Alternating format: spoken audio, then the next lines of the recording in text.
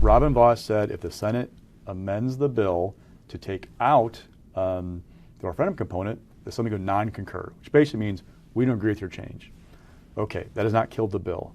There are many options ahead if that were to come about. One option would be to go to a conference committee. It hasn't happened, last I remember, like 2 decades ago. But you basically appoint members from each house to a committee. They hash out an agreement, passes as is with the houses. You could both be on the floor the same day and pass it back and forth and make changes and negotiate.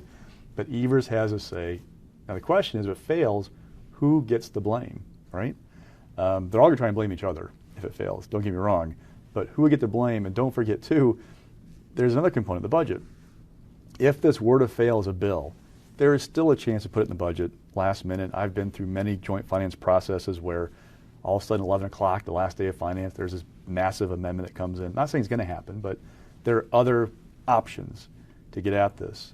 The challenge for Evers a bit is he wants to know, okay, what are you going to do in the shared revenue bill, but also what are you going to do to transit aids for local governments? Because if you're going to give them an increase here for county municipal aid, but then cut transit aids, I'm not happy, right? So these two things working together, but Republicans want to keep them separate because they want the policy separate from the spending. You're going to see a lot with this budget.